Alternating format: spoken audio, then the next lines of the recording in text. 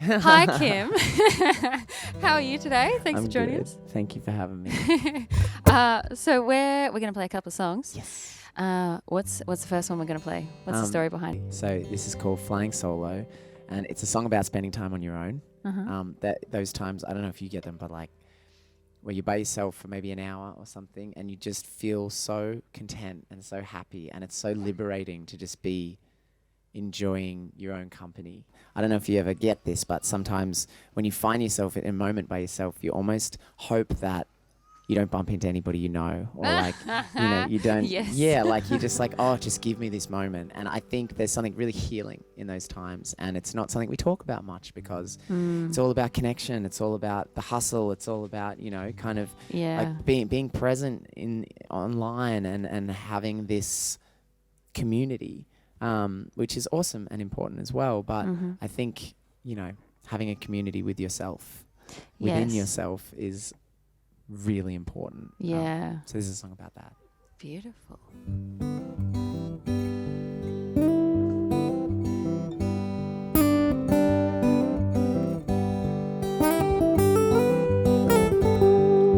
Drive by a river with a little extra time.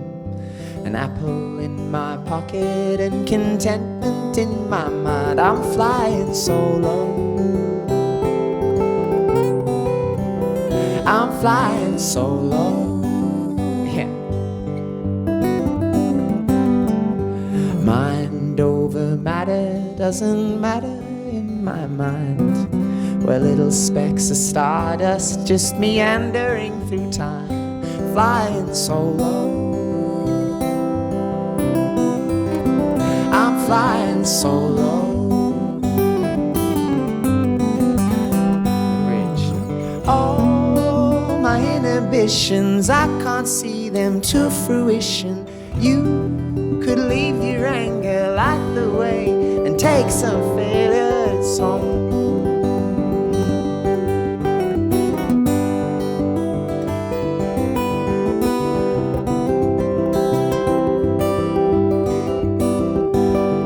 Well, if I were a flower, I'd turn to the sun. Say I'd like to thank you for all the work you've done. Flying solo. I'm flying solo. And yeah, Majelen.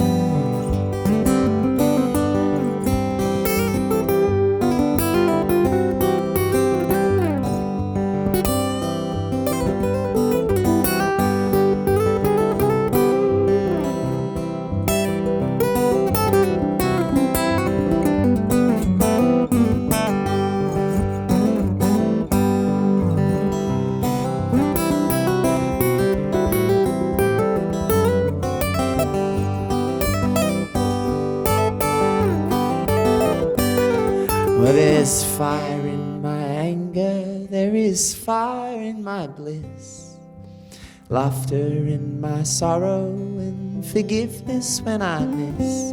Flying solo. I'm flying solo.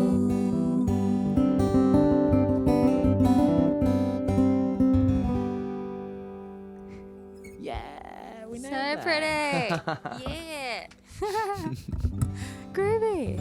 Thanks. You're welcome. Did you want to play a little jam on something? Yeah, shall we? No, yeah, all right. Yeah, I'll give you something. Or do you want to lead it? No, you go. Okay. It's all about you today.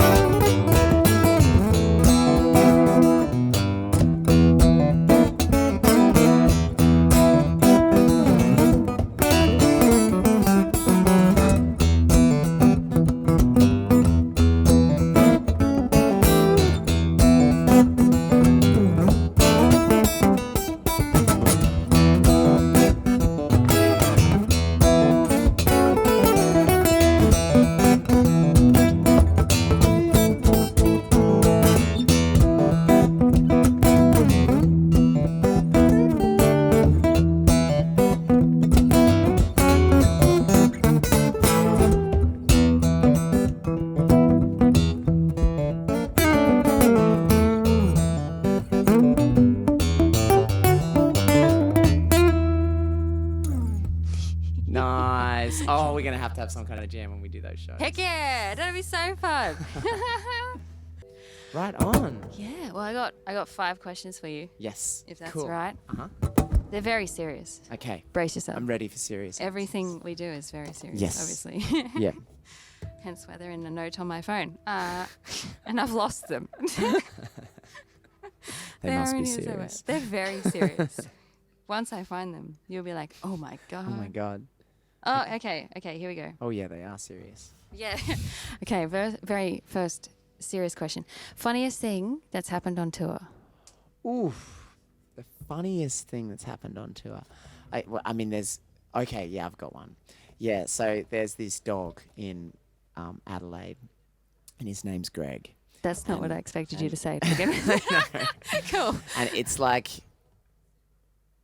it's sort of known that Greg's a bit of a dick. Like he's a bit of a dick. dog? The dog. Oh, And okay. I was playing a show, and like, you don't get any love from Greg. Like, you don't get any love from him. What sort of dog is he? He's a red heeler. Oh, okay. Or maybe a blue heeler. I can't remember which one. But you don't get any love, except if you've got food, maybe he'll come over and he'll like just try to turn on enough of the like, we can be friends to yes. see if he can get some food out of you. But otherwise, and so I was in the middle of telling this very serious story about this old man that fell in love with my grandma in the hospital right before he died. Oh, wow. Beautiful thing that happened, totally other story. But Yeah. I'm in the middle of telling this story to like 200 people in this backyard kind of music venue, and people start like kind of giggling and like looking around and kind of being like, oh my God. And I'm like, oh, I'm really losing. I'm like, what's going on? Something's happening that's Oh, yeah. ultimately much more interesting and important than my story. Yeah. Which I was like, hey, it's a pretty serious story. Yeah, why are you laughing? And Go then on. I got this whiff of dog shit. Oh, no. And I looked down and Greg was next to me shitting on the carpet. Oh, you're kidding. Right in front of What a cheeky all of shit. these people. Just took a big shit, like 30 centimeters from my pedal board. Wow. And then walked off. And I Oh, walked off the stage. no. I just fell down in the grass laughing. And we were like, man, Greg's a real dickhead. Wow. Can't believe you did Nice that. one, Greg. God. I don't know why that one came to mind, but that was pretty hilarious. That's pretty funny. I can picture that. That would actually like, yeah. it has really stuck with me. I wish I was there. That would stick with everybody. It's I feel. funny, and I learned in that moment that if you are somehow, it's like my friend didn't want to open the fridge last night at our friend's house because there was a smelly thing in the fridge, and she then felt Okay. that she would be responsible for that smell Oh, in the room yes. because she was the one that opened the fridge, even though it's our other friend's fridge with the smelly thing in the fridge. So like Yeah. we take responsibility for smell. So in that moment in Yeah. front of all of those people, that was my shit. Oh, Like that's yes. how I felt. I was like, I feel You responsible shit for on this stage. poo. I'm so embarrassed because everybody's smelling this poo, and in a weird way, like Greg has put that on me in this What an situation, asshole. and I learned that. Yeah, straight up. Who does that? And that he actually came up to me afterwards, like he was the most friendly. He was sort of like went for a pat and like looked. Oh, up at me. wow. I was like, you know what you're doing. Yeah. That's so good. That's actually such a good story. Not bad. Okay, well, thank you for sharing. That's just made my morning. What is the highlight of your career so far? Ooh, the highlight of my career. I guess there's been lots of highlights, but I mean, this tour I'm on in Australia right now, we're going to just click over 10,000 tickets. Wow, nice one. And the album got number 5 on the ARIA chart. So like in terms of like success things, like that's probably pretty much the best thing Yeah. I've ever done. And I'm completely self-managed now, and Yeah.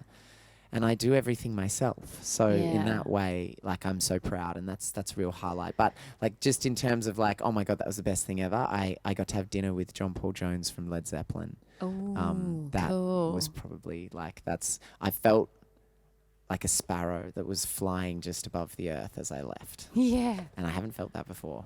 amazing. How did you do that?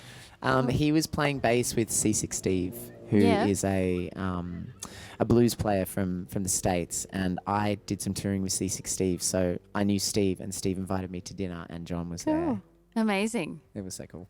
That's very groovy. So one of those two. Yeah, nice. Congratulations, by the way. That's an achievement. Thank and you should definitely be proud of yourselves. Yeah. Especially doing it all yourself. It's a lot. Heck yeah, it's a lot of work. Yeah. Like, there's two of us, so... Yeah. I'm My very girlfriend lucky. Claire, to be fair as well, she's hugely helpful Oh, that's good. on the road. And Yeah. she also puts her foot down. She's like, I'm not helping you with that, or that. This is all right. Draw the line. You're on your own, mate. Yeah, this is called boundaries. That old chestnut. Damn it. That got me on a technicality. Yeah. Oh, good on her. Oh, so funny. Slightly deeper one. Why do you do what you do? Ooh, my why. It is the best, most enjoyable thing that I have found to offer. Yeah. To offer the world, to offer myself. Like if I was better at surfing, I might say that surfing trumps music, but music, since I was a little kid, has always been something that I can give. Yeah. That I can play for people, that I can write music, that I can perform. And so if I think about how I want to spend my little slice of time down on planet Earth, I can't really think of anything better, you know? Like it just feels good. It helps me sleep at night. It offers people a therapy in a way to come and see live music and heal and just enjoy themselves and let go and experience creative flow. And so there's always a deep sense of purpose, and I think that allows all of that hard work to happen and allows me to push myself much more than I would in any other job, any other profession, any other calling or life circumstance, life journey. I just have, and I'm sure you're the same, like I have infinite energy to give to it. Yeah, and I think that is because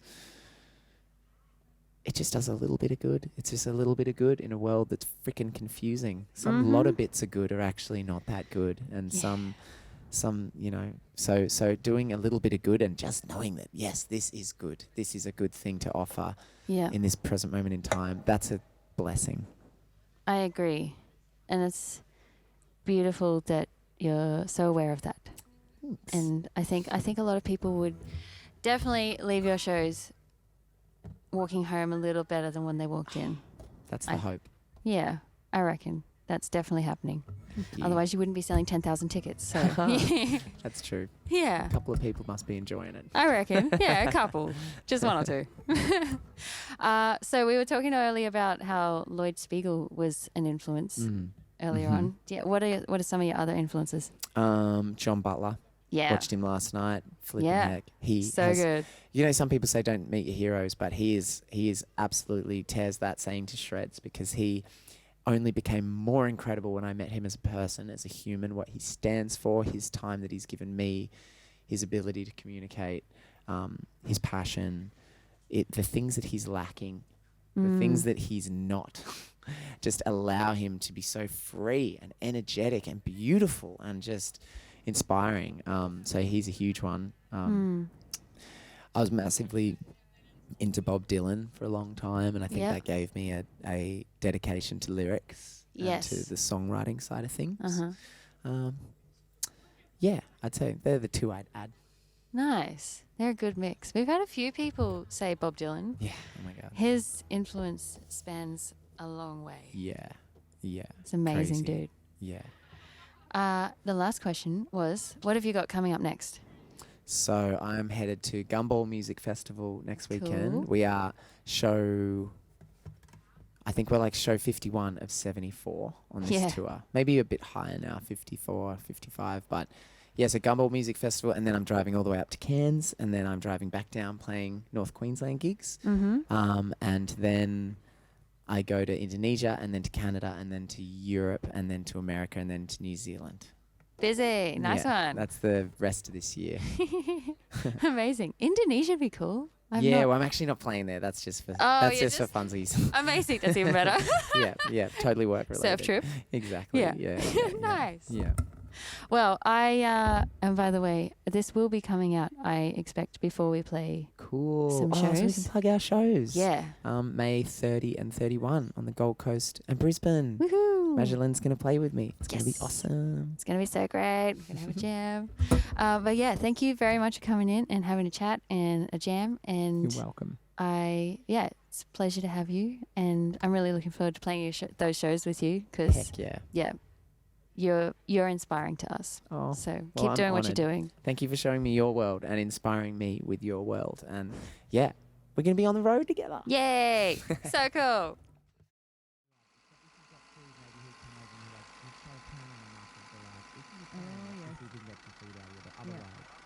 And so I was in the middle of telling this very story about this old man that fell in love with my grandma in the hospital right before he died. Oh, wow. Beautiful things happen, totally other story. But I'm in the middle of telling a story to like 200 people in this backyard kind of music venue. And people start